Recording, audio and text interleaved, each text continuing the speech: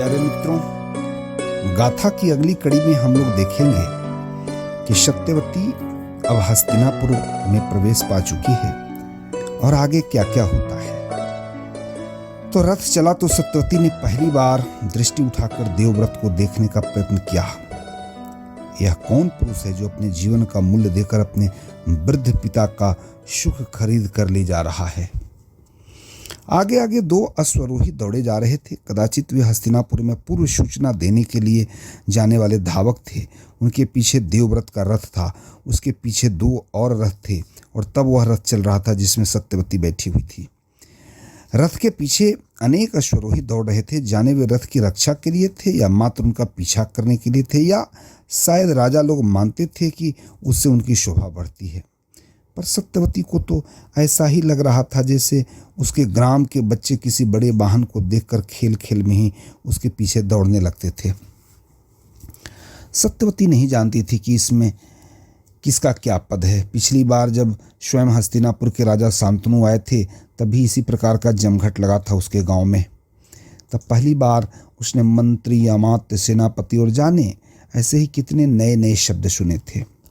तब से वह इन शब्दों को सुनती आई थी। उनके अर्थ हुआ कुछ कुछ समझती भी थी और बहुत कुछ नहीं भी समझती थी। इस बार भी जैसे वह बहुत सारे लोग और बहुत सारे शब्द आए थे। अंतर केवल इतना था कि इस बार राजा के स्थान पर युवराज आए थे। युवराज की पीठ ही दिखाई पड़ रही थी, चेहरा नहीं दिख रहा था। सत्यवती के मन में बहुत इच्छा थी कि वह इस युवराज का चेहरा देखे। बाबा ने कहा था कि यह व्यक्ति दूसरों से एकदम भिन्न दिखाई देता है। उसका व्यवहार दूसरों से भिन्न था, पर क्या चेहरा भी? सत्यवती का अपना रंग रूप घर में न अम्मा से मिलता था न बाबा से।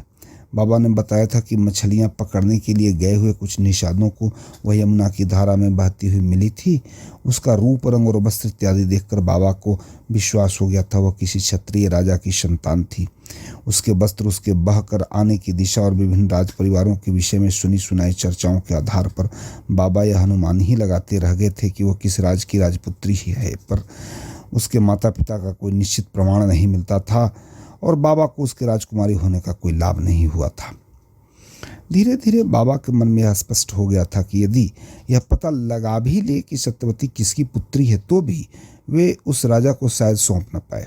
सौंप देंगे तो एक तो पली पलाई संतान हाथ से निकल जाएगी, फिर राजा से पुरस्कार स्वरूप जो धन मिलेगा उस पर उन निषादों का अधिकार अधिक बनता है जिन्हें वह नदी में बहती हुई मिली थी। न सत्यवती ने कोई ऐसा व्यक्ति देखा था और न बाबा ने ही, जो लाभ का स्वार्थ का अवसर आने पर एक कौड़ी भी किसी के लिए छोड़ देगा। नदी में जाल तो सब मिलकर ही डालते हैं, पर जिसके हाथ जो मछली लगती है उसका मूल्य वही हथिया लेता है। सत्यवती बाबा को इसलिए सौंप दी गई क्योंकि वह मछली नहीं थी और उस बच्ची को हाट में बेचकर उसका कोई मूल्य प्राप्त नहीं किया जा सकता था। जब राजा शांतनु आए थे तो ग्राम में हलचल मच गई थी। सत्यवती को तो सारी बातें उनके लौट आने के बाद ही मालूम हुई थी। उनके लौट जाने के बाद बाबा ने कहा था, बेटी जब तू छोटी सी थी तब बहुत सोचा करता था कि तेरे जनक को खोज कर तुझे सौंप दूं और बदले में अपने लिए थोड़ी सुख सुविधा जुटा लूं, पर तब वह नहीं हो सका। अब तू सयानी हो गई और मुझे भी तुझसे अपनी संतान से बढ़कर मोह है।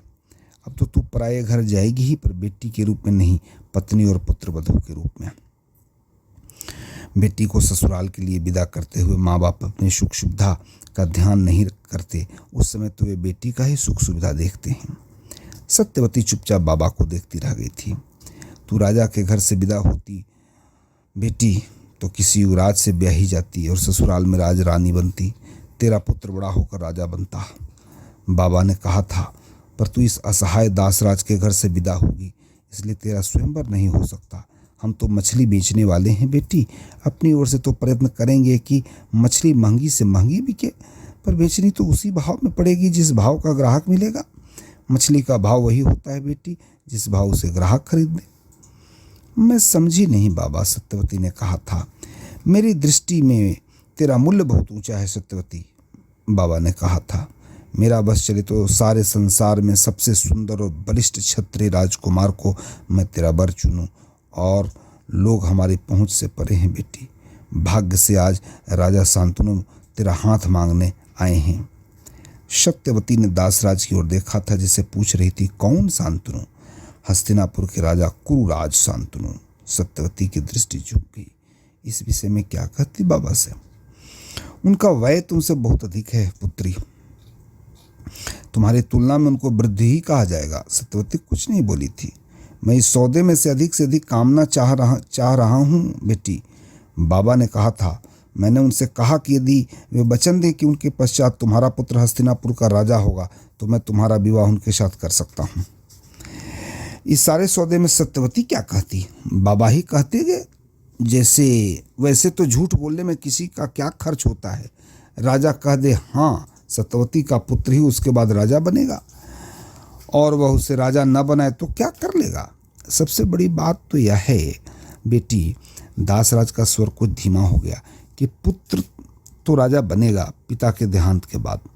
जब राजा शांतनु दिवंगत हो जाएंगे तो उनसे कौन पूछने जाएगा कि उन्होंने अपने वचन को क्यों नहीं निभाया? पर फिर भी यह राजा मुझे कुछ भला आदमी लगता है। कैसे? सत्यवती पूछे बिना नहीं रह सकती। उसने वचन नहीं दिया है, वह झूठा वचन नहीं देना चाहता, इसलिए चुपचाप लौट गया है। सत्यवती की समझ में यह गोरखधंधा नहीं आ रहा था। शांतनु का एक बेटा है देवव्रत, बाबा ने बताया था। वह युवक है और बलिष्ठ है, युद्ध प्रवीण और सूरवीर भी है। यदि राजा ने उसको युवराज पद से वंचित किया तो संभव है कि वह विद्रोह कर दे। और सत्या, बाबा रुककर जैसे कुछ सोचने लगे, यदि राजा मान भी गए तो भी उनके देहांत के बाद तुम्हारा नन्हा बालक देवव्रत से लड़कर अपना अधिकार ले पाएगा क्या? जिस देवव्रत से स्वयं राजा शांतनु डर रहे थे, उससे लड़कर सत्यवती का पुत्र राज्य कैसे लेता? राजा शांतनु अपनी राजधानी लौट गए और दासराज सोचता ही रह गया कि उसे अधिक लोभ में कहीं कम को भी तो नहीं खो दिया। और तब स्वयं युवराज देवव्रत आए। उनसे बात कर जब बाबा ने सत्यवती को बताया कि पिता तो एक छोटा सा वचन नहीं दे पाया था, पुत्र बड़े बड़े 2 वचन दे रहा है, तो सत्यवती को विश्वास नहीं हुआ था। पिता के दूसरे विवाह से देवव्रत को ऐसा कौन सा लाभ होने जा रहा था जिसके लिए देवव्रत ने आजीवन अविवाहित रहने की प्रतिज्ञा कर ली थी? यह प्रतिज्ञा पिता को प्रसन्न करने के लिए ही तो थी ना। पर पिता को प्रसन्न करने से क्या मिलेगा देवव्रत को? राज्य ही तो। पर वही राज्य ही तो त्यागने की प्रतिज्ञा कर ली देवव्रत ने। केवल राज्य ही नहीं, स्त्री सुख भी। क्यों की यह प्रतिज्ञा? इससे देवव्रत को कौन सा सुख मिलेगा? बाबा ने कहा तो कुछ नहीं, पर मन ही मन वे सशंक थे। सत्यवती को तो एकदम विश्वास नहीं हो रहा था, पर कठिनाई तो यह थी कि वे यह भी नहीं मान रहे थे कि देवव्रत की प्रतिज्ञा झूठी है।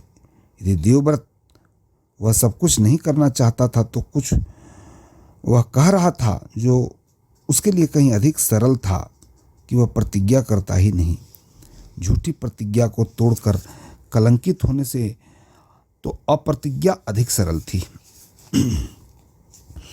देवव्रत को समझ पाना न पिता के लिए संभव था न पुत्री के लिए। विदा से पहले बाबा ने सत्यवती को इतना ही कहा था कि पुत्री, नींव मैंने डाल दी, अब उस पर प्रसाद उठाने का काम तुम्हें यथा समय तुम्हें ही करना है। स्वयं अपने आप पर भरोसा रखना और किसी पर भी पूरा विश्वास मत करना। बाबा ने जैसे अपने जीवन के अनुभव का संपूर्ण निचोड़ दिया था। संसार में न सज्जनों का अभाव है न दुष्टों का। कौन जाने देवव्रत से किस सुख के प्रलोभन ने ऐसे त्याग की प्रतिज्ञाएं करवाई हैं। बस तुम अपना अधिकार मत छोड़ना।